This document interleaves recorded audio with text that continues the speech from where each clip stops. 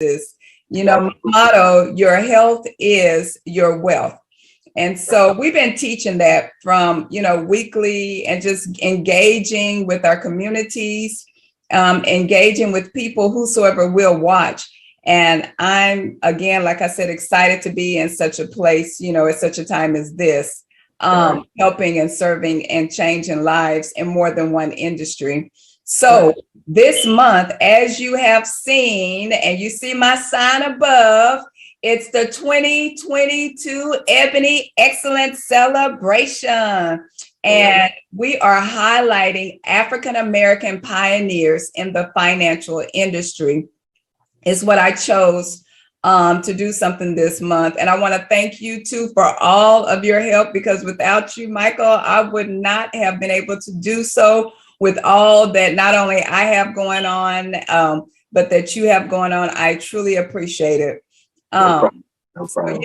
So I'm excited because we have been talking about African Americans, or what we will be talking about this month, how they have hit the cornerstones of economic development and things that they have done building wealthy African Americans that have broke the economic barrier. It took a while, it started, and there's always a journey. In that journey, there's always a story behind it. And so our goal tonight is, with the kickoff, is just to start with the story and the mindset behind how, we got to where we are, and even what still sometimes seems to be holding us bound, what we're doing. And so before we get started with that story, because it's so interesting, and I want people's minds to be free tonight.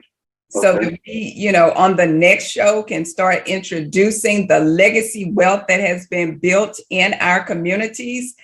But what is financial literacy and why financial literacy is important in the Black community?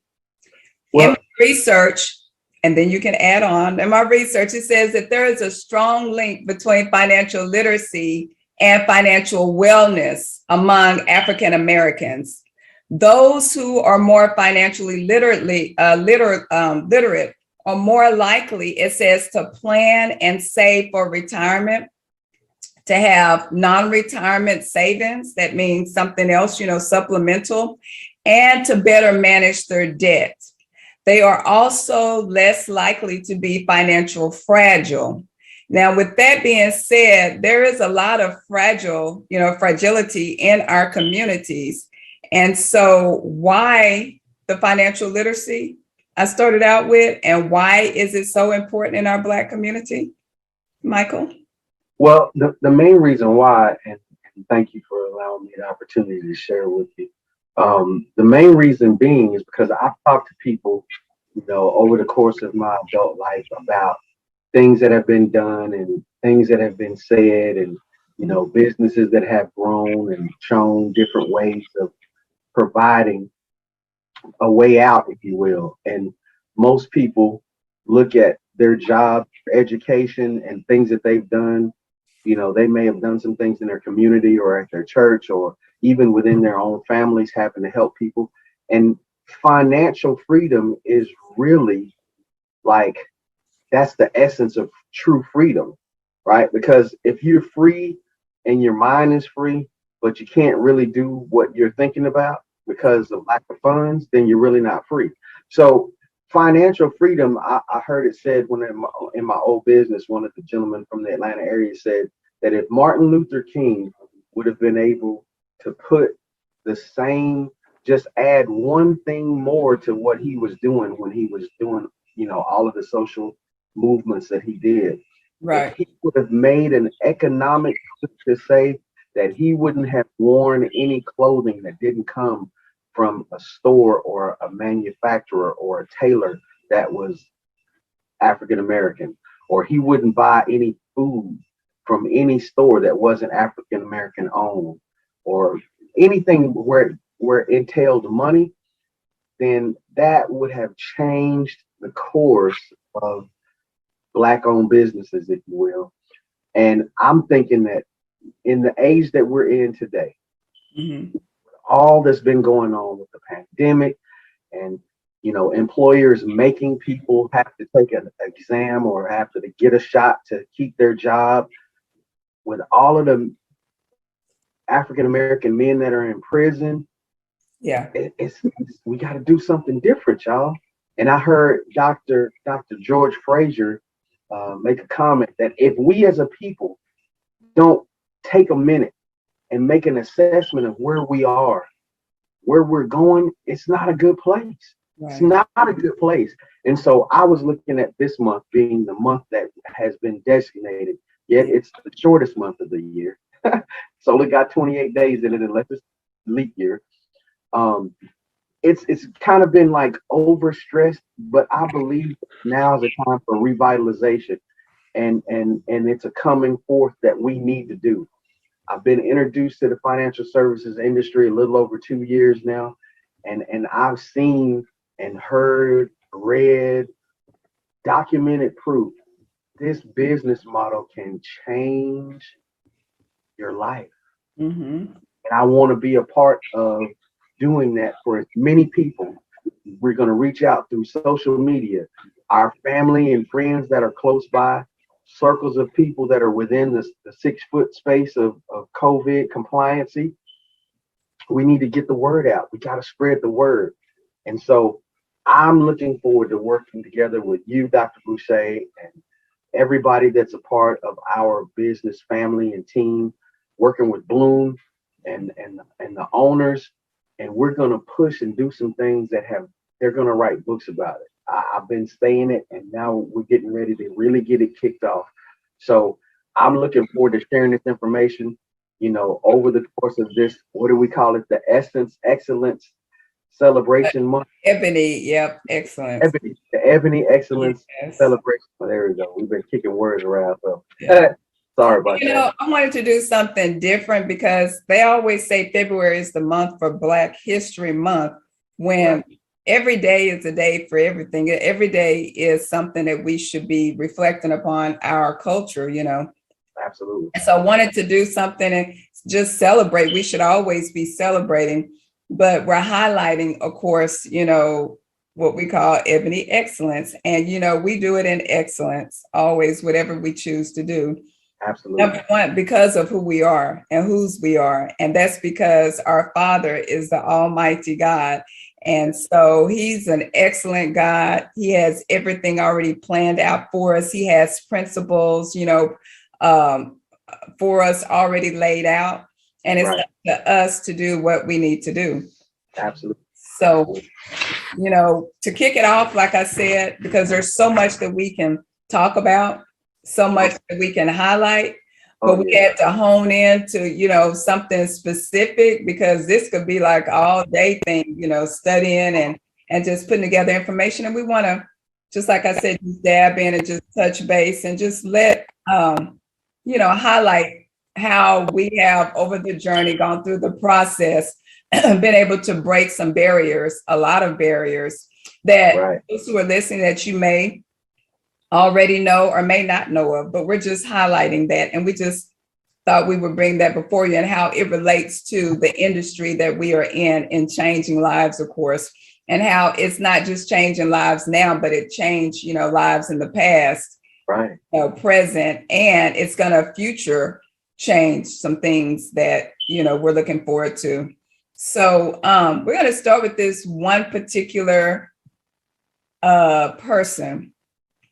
Okay. And I call it a person, but it's really not a person. It's named after a person, of course. But I like the way you phrase it, and you're always quoting it and saying that we are always, seems like we're still holding on to this mentality. But, freedom starts, of course, in the mind. We've been free, of course, physically, we've been free on paper, but a lot of things that hold us bound is really, a state of mind. And so when we learn to actually dab in and realize who we are, and again, whose we are, we will stop placing blame upon everything or everybody and began to work together as a community. There are a lot of initiatives that are already taking place, and I commend them. And like I said, that is one of my goals. Of course, I want to be a paymaster, for the kingdom of God, of course, to advance the kingdom that we've been placed on here and just get the word out. So, but it's interesting how we're going to start out with. So I'm putting this book up right here. And I'm sure many of you that are listening have seen this book, have read, have read the doctrine or the letter. It's called The Willy Lynch Letter, The Making of a Slave. Why would we start right here tonight with our viewers, our listeners? Michael, why? Let's drop a bomb. Well, as soon as you said the fact of we have to do something to change our mind, because of the person that you just mentioned, I won't even call him a gentleman, because of his plight of what he had set in force back when, slavery was the prime trade of business in the United States. He was hired by the slave owners because the slaves had started banding together and started working towards overthrowing massa and getting their freedom. And so Willy Lynch was well referred because he was a dogmatic, slave owner. Yeah. And so basically he came in and he educated the owners on what they could do and put principles in place. And he said, if you follow what I'm going to share with you, it will last 300, if not 500, 600 years. If you do it properly, if you don't, don't pull any punches. I'm going to give you information to where they will be enslaved in their minds. And so they'll do things that they don't even understand generationally. He said this years ago. And so the reason why we have to address it, I believe, if we're going to work together collectively, whether it's not even just about within FEG and within, the 3M squad and these BTB financial services and team legacy, it's within the industry. It's within our community of other business owners. Yeah. And until we get it in our minds to work together and whatever we have to offer, we should get paid what we're worth for what we do as far as work is concerned. But the mentality should be, what can I do to be of service? What can I do to be of assistance? What can I do to help? Because if you do that, and that's the core of who you are, God will always provide. He always has. But we get so caught up in the money, we get so caught up in the name and prestige and being leaders board, and you got to pay me if you want me to work with you, and all of that stuff that this person, Mr. Willy Lynch, the stuff that he implemented.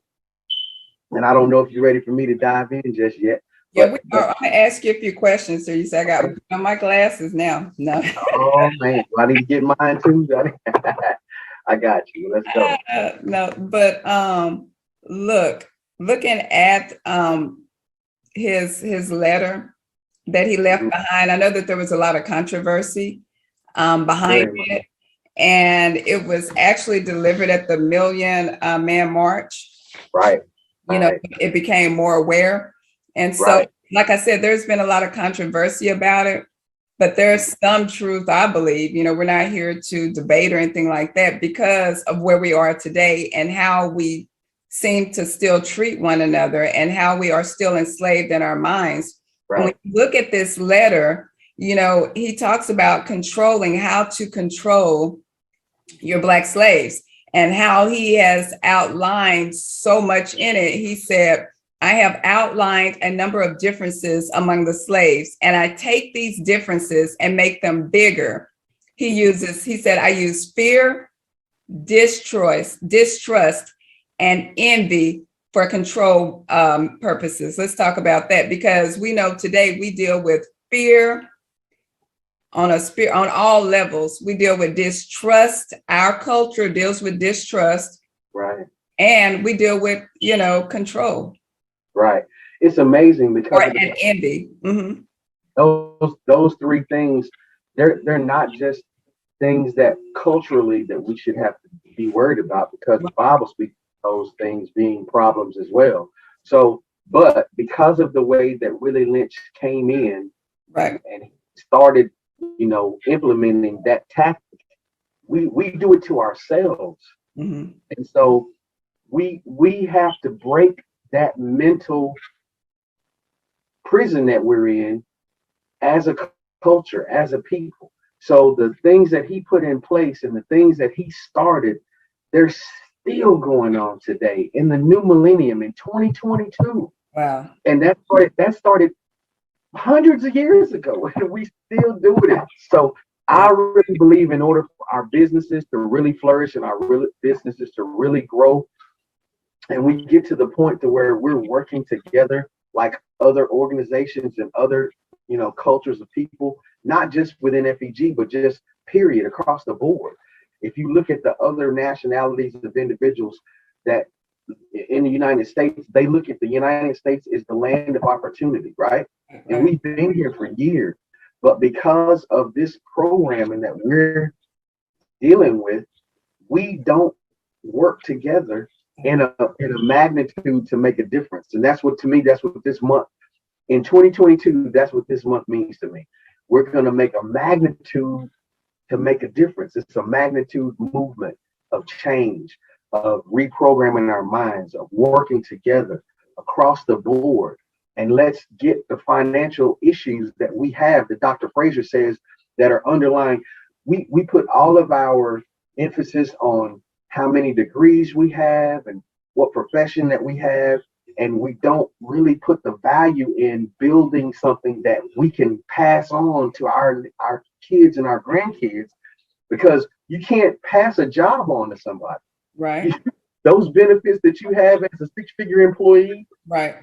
So if you get laid off, if they shut down due to COVID and business falls off, or you get to a certain age to where they can hire somebody straight out of college that they can hire for less money and get more work out of them.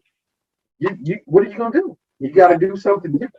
So I think that we have to change their mind, Boucher. We have to get the programming that's been a part of our culture for generations. We got to get that out of our heads so we can move ahead. Right. That's how, I always want to do something to make it memorable. We got to get the bad information and the mistrust and the envious thoughts that we have of others. We got to get that out of our minds so we can move forward. And that's what it's all about. That's why we got to start there on February 1st. That's why. Now, going back to the Willie Lynch letter also, and thank you so much for that. He used so many differences to try to make us work against each other. Let's talk about, it talked about, age. It talked about intelligence, sex, sizes, our status, which you mentioned. It talked about attitude, the color, dark versus light skin, male against a light skin male versus a dark skin, light female, dark skin female, male against female. He caused so much distrust and so much disrespect among our culture. And we're one of the cultures, I think, that really is a symbolism of love. But because of the journey, that we have gone through, it's caused us to disconnect with one another, unfortunately. And what do we do to get back? I know women, as a woman, we talk about, it's so important that we appreciate, one another, that we tell another woman, hey, you look beautiful, or I like that dress, or you're doing well. It's women, I mean, I'm trying not to get into that, but what can we do to help, male, female communicate with one another and bridge that gap with the distrust and the envy? The main thing that we got to do, Boucher, and I appreciate the opportunity to dive into this. We have to break the barriers that have kept us secluded, if you will, and the belief systems that we've had in place, the automatic mistrust of someone that doesn't look the same shade of color that we are, or because they're male and female, and the differences of the age, the young ones not respecting and not trusting the older ones, and the older ones being disrespectful and not sharing and teaching the younger ones. We gotta go back, and we gotta think about the fact of, I can remember when my grandfathers and my uncles would pull all of the young kids around, men, women, little girls, little boys, and sit them down on the porch and lay it all out. I mean, lay it all out about the do's and the don'ts, and the shoulds and the shouldn'ts, and the whys and the why nots. And when we would ask questions, they would always say, "Baby, Daddy we gotta take care of this, but I'm gonna get with you so that way." And they would always make sure that they would either come by and visit, sometime later, or at the family reunions. They would always pull us aside. We gotta get back to that. Now, to the basics. Everybody now, they've got their cell phone in their hand. They're eating dinner in separate rooms. Nobody has dinner sitting at the table anymore. Right. You go through the drive-through line, pick up food. You sometimes you eat it on the way because you gotta do others. Nobody spends the quality time needed to get those bad thoughts and bad belief systems flushed out of our systems, so we can work together, and we can trust one another, and we can believe in one another and support one another. That's the whole thing about it. And once we make it up in our mind, because what I do know is this: when we want a pair of red bottoms, or we want that Benz, we gonna make it up. We got it made up in our mind that we want that. Whatever it takes, we go get it. So we just have the same mindset. We're going to be better as a people. We're going to work together as a people. And every time that the opportunity comes up for us to go back and say, "Well, that's why I did it before. That's why I don't fool with them," because you gotta break that up. You gotta push that out. And we have to really focus on, we're gonna make a difference. We're gonna make a change, and we're going to get those barriers out of our way. That's what we got to do. We've got to, and even with the men, the women, the Bible tells us that the older women should be training the younger women. Right. Because of all the things, I think somewhere that may have gotten a little lost, but I do see that people, even in ministries, they're going back to basics. Right. Where they're teaching the women, how to be more of the woman that the word tells us to be. Right. And so, but it's so important that our women get in place back to where we need to be and understand our purpose, our true purpose, and our true role, as a woman. It's so important. And we start respecting one another and trusting one another. Again, that female bond as well as the male bond, and then, coming together, because we were talking about, God's sole purpose for, man and woman too, is that family, building that connection, that family connection. And with this Willy Lynch, I think you call it, what do you call it? Willy Lynch syndrome? Right. Absolutely. Yeah. That our people seem to keep holding on and don't want to let go. It's causing, that struggle between families and family, that unit, that oneness, starting with the family and then branching out into the communities, is making it difficult and challenging for us to come together and respect and do and work in our purpose that we were called to do. Well, just think about it. Some of the things in the Willy Lynch letter, he talked about, if they did these principles, that the slaves would trust all of the staffing of that didn't look like them, right? And so what did that create? I'll tell you. We didn't create communities that lasted and stayed in place. We'll get a chance a little later to talk about one, and the enemy tore that, right? Yes. So what we do is, as a culture of people, when we start making more money and we reach certain positions in life, we move away. We move into those gated communities where the people don't look like us, where the people don't have the same types of, plights in life. And so we're surrounded around people that don't really understand the things that we're doing. So it puts much more in a seclusion yet again, instead of being able to be in a community. In the community that I grew up in, every adult knew every child in the neighborhood. It didn't matter which street it was on. It didn't matter which 100 block it was in.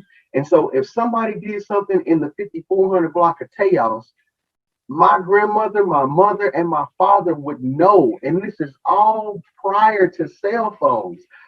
My parents and grandmother knew before I made it home what I had done, what I had said, who I said it to, all of that. We don't have that today. Right. We don't have the love that we should have for our communities because we don't have any communities. Right. That's the problem.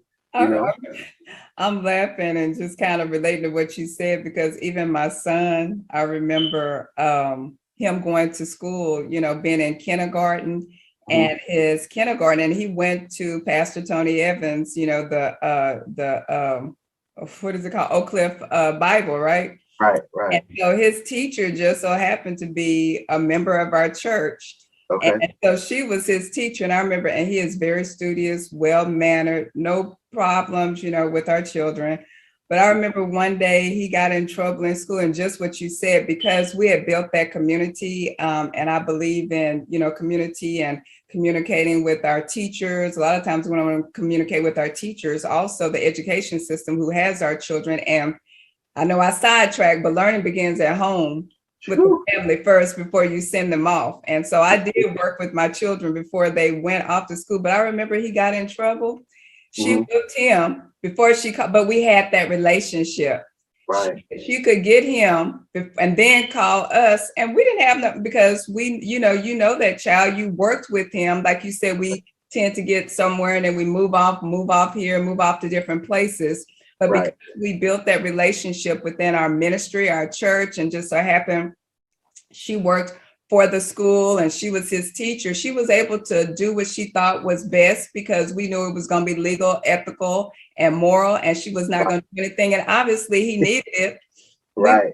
So she did what she needed, and then she called us. But then you had that type of relationship. Now, if you do that to a child, you better not. You're going to hear about the authorities, police, parents know their child and know what they do at home, but they don't want to communicate or own up to it when they go into those schools and get a report. Right. So it's so important that we get back to basics and building that rapport and building that community. I'm not saying go beat your child, but the word does say spare it out the rod. Don't spider water out, or you're going to spoil the child. Right. Hey, those who are joining in now, you're listening to Living Life Successfully with Sonja Busha. This is our 2022 Ebony Excellent Celebration Month, where we're highlighting African-American pioneers in the financial industry. And tonight we decided to start with what would be a good start before we move forward, because it seems to have caused a challenge with us moving forward in our community and our finances, and it's being enslaved in the mind. Right. I know we're drawing near to a close. Okay. But I do want to cover this right here in the Willy Lynch letter. One part of it did say that, what does it say? It was talking about a mental, in the mental, and it's saying, keep the body and take the mind. That was so powerful to me. He said, keep the body, take the mind. In other words, break the will to resist. Right. And there's another one too, but let's touch on that right now, where keep the body and take the mind. Man, because the body is going to break, it's going to heal, it's going to get older, it's going to not be as strong. But if you can mentally break somebody, man, it's a whole nother level of breakage. And I'm speaking on, my recent plight of what I've had to deal with, this breaking of my ankle. and I broke my tibia, fibia, and my ankle. Right. And so to mentally be broken to the point to where depression sets in and, you know, you're not interacting, you're not doing what needs to be done, you're not staying active or being proactive, but reacting to the things.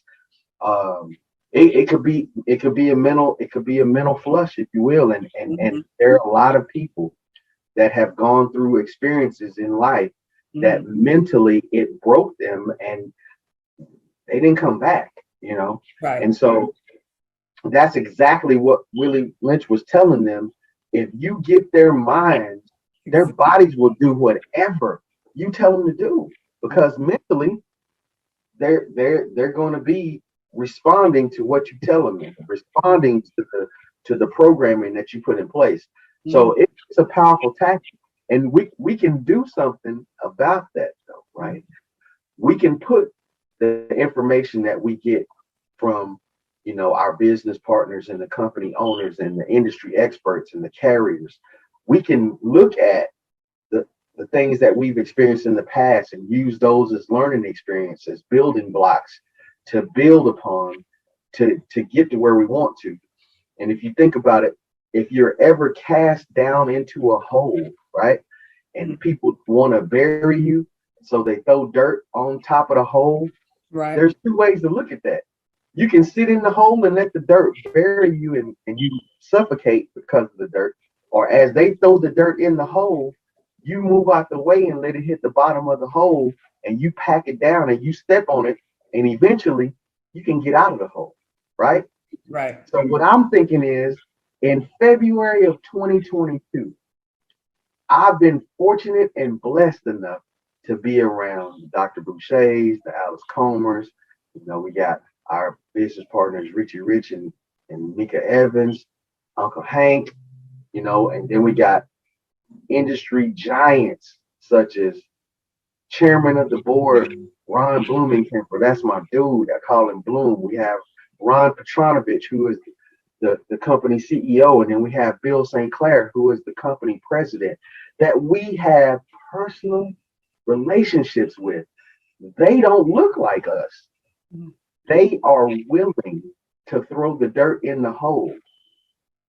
It's up to me to decide to pack the dirt down and step on it to come out of the hole. And I'm telling y'all, whoever's listening, whoever's been wanting to figure out a different way, if you got an email from your job and they saying you got to get COVID compliant, you got to get vaccinated, or you got to, if you've already made the choice that you don't want to drive down that highway, and we got an opportunity for you. Come holler at Dr. Busha at every venue in social media except for TikTok. You can get with me on Indeed or shoot me an email. It's my name, michael.deckard@gmail.com, or text 40292 to 63975, 15 to 30 minutes. If you're an individual that wants another way out, if you're a business owner and you want to reward your employees or you need something to protect your business, same thing. Dr. Busha at every social media outlet except for TikTok. Thank you Michael. so much for that plug. Two more things, Michael, because this Willie Lynch letter was really great. When you were talking about the breaking, about the original breaking, and about the mind, he said also, don't necessarily concentrate on the people, the original breaking, but concentrate on the future generation. And so that was powerful. I want to talk about that, the future generation. And that's where there's a gap now between the elderly and between the what we call the millennials, and we need to bridge that back together. But there was a reason why he said focus on the future generation. And then the last one was the breaking process of the African woman. And I believe about the African woman, he was talking about, because if you can get to that African woman, that woman, she's the one that is that nurture, in that beginning stage of, family. So let's talk about real quick briefly about the future generation and where our future generation is today. And then let's talk about that African American woman. Well, the two things I think about the most is we are part of that generation that he was speaking about. So we're living proof of what he was talking about. And so if we don't do something to change it, it's going to continue to go to another cycle. And the millennials and the Gen 10ers, they're going to be, you know, the ultimate, you know, generational belief that the words that he put and the actions that they put in place, man, I mean, it's unprecedented. I would say that that's the most successful plan that I've ever seen, and I would really like to be a part of the change of it. Now, that's not saying that there are not some people that have been successful. That's not the truth about it.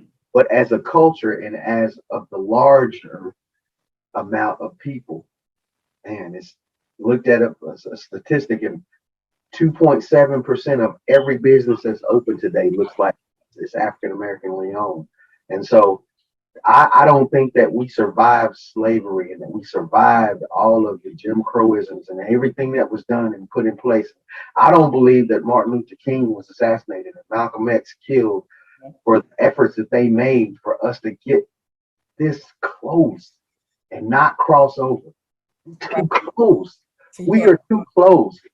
We have access to everything now. There's no ceiling on our income.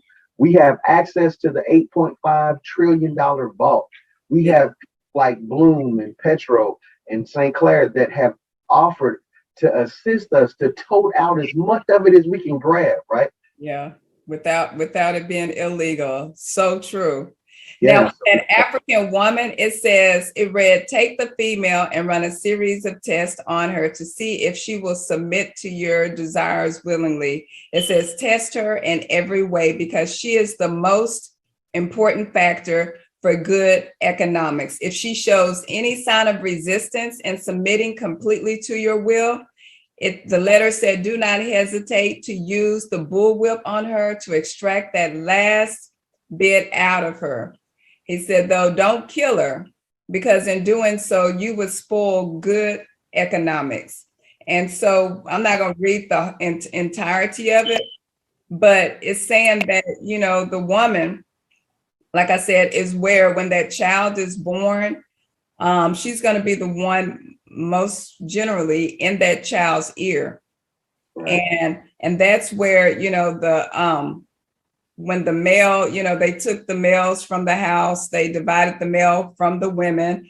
And if she has a son, because of things that have happened to her husband, happened to that male, you know, women, you know, they fight for the men. I'm not going to get into a debate about the other way around, but it would be nice to see more of our culture talk more positively about African American women. Right. Because we stand strong for the Black African men. I know there have been some, you know, different challenges throughout history. But if you look at it, she will then, because the male is not in that household, she will, because she fears for the life of her son, she will then tell that son, instead of feeding the mind, she's going to tell him, you know, more of the opposite so that he will become not physically strong in the mind, but more in his body. And so we need to get back to having not only our females, because they're the ones that's becoming more independent. They're the ones that's basically starting their own businesses. They're the ones that, you know, you hear all these different songs and different things out, what they don't need, what they have on their own. But if we would get back to basics, and teaching our women as well as our men to be the warriors, to be men of thought, to be the priest, the provider, you know, the protector of their homes, we would get back into alignment into what God originally ordained for, you know, families covenant. And that's not, you know, what do you call it? Specific, color specific, but that is alignment. Right. Absolutely. Culture, unfortunately, has been snagged of that. And so it's important that as a community, as one, that we become more aware. Right. Retrain our minds. Well, and to close out, if you will, with the thoughts of what you just said, Mm-hmm. over 88% of every prisoner in every prison in the United States is African American male. Wow. And the whole reason behind that is, just like Willie Lynch said, don't kill the woman. She's an economic gold mine. Mm-hmm. So if they separate the men and put them over in prisons, which I call it modern day slavery, Mm-hmm. remove them from the household so there's no influence in the household from a man, there's no protection from the men, there's no economic empowerment for the men. Once a man goes to prison, he loses a lot of it. He can't vote anymore. He can't make go get regular jobs. So he has to use mentally something to do. And most of that time it's going to be motivated to be illegal so they can put him back in the factory again and let him keep doing what he's been doing. So he's removed out of the cycle of life. So we have to look at the fact of how true that is and how, I hate to say it, but how successful that game plan has worked. But I want to be part of the solution. And if we could get with the Tyler Perrys and come up with a movie or a series, the David and Tamala Mans and the people that can get in the entertainment, because the saying used to be, if you wanted to hide something from a black person, put it in a book. So that's why Dr. Frazier said he has a library that's so big that his wife threatens to leave him because he buys so many books and reads them, right? He said he reads over 500 books a year. That's crazy. That's a lot of reading. So I'm just saying, the thing about what we need to do as business owners, as franchisors, as people in the financial industry, we have something that we can change people's lives. And if you can change somebody's life, if you help change their mind about the reasons why we do what we do, and give them a purpose for doing something different, it'll be long lasting and we can break the Willie Lynch cycle. And that's what my goal, ever since I heard about it, that's what I've wanted to be able to do. I believe we were on our way before into my old business, but I have no doubt about it. Yeah. We can reach that goal, and it'll be books written about what we've been able to do and accomplish. And I'm looking forward to doing that. Right. And in our industry, it's so important that we get the word out because we are the least serviced community, African American culture, and making sure that not only do we have life insurance in place, but that we have our income protected, learn to start saving, not about how much, but that you start doing something now. Right. That we learn to live within our means, becoming financially healthy by living within our means and spending wisely, and learning to free up our funds. If we are in debt, learning, what we need to pay off first, get with a planner or someone and strategically start freeing up those funds, and then building emergency savings and avoid excessive borrowing, and managing your existing debt would be another financial health tip, as well as saving for the future. And I love that, saving for the future. We have that product in place for you. And protect what matters. Guess what? We have that product available for you. And so it's important that we become financially healthy as well as financially literate by hitting some books, like you said.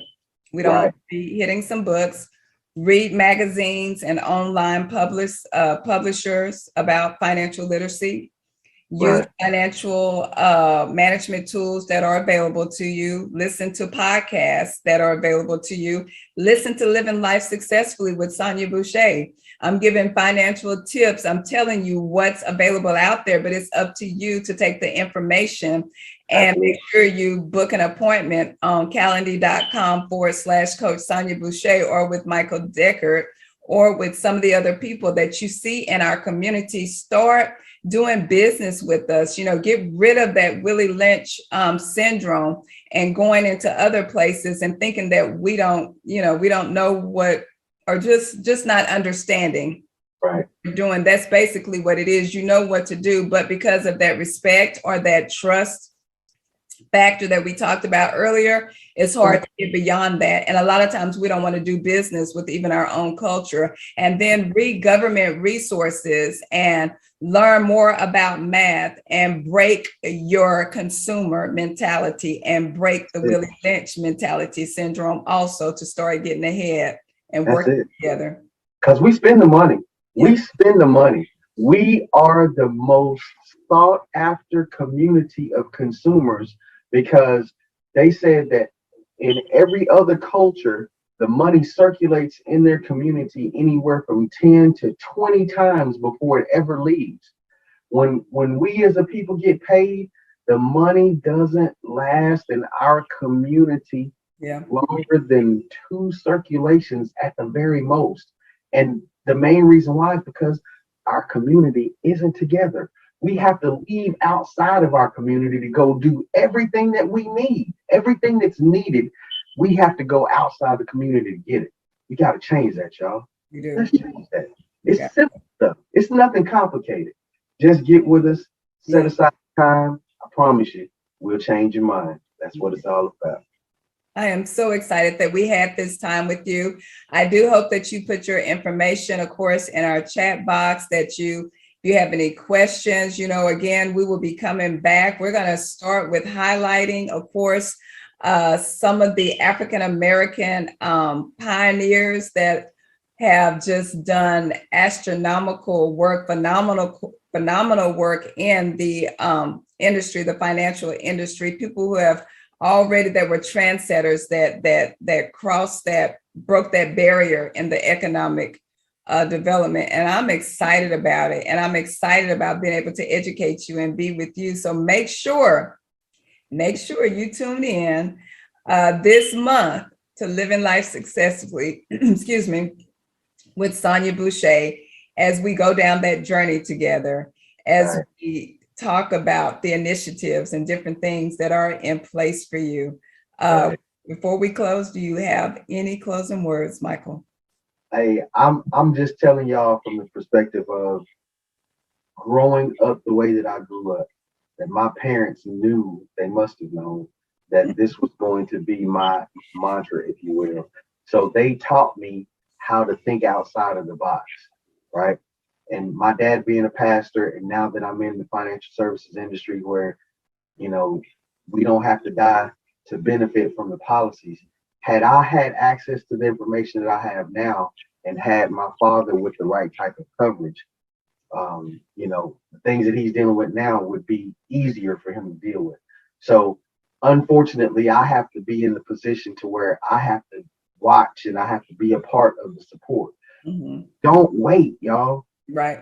We're going to put together some things for the clergy across the country.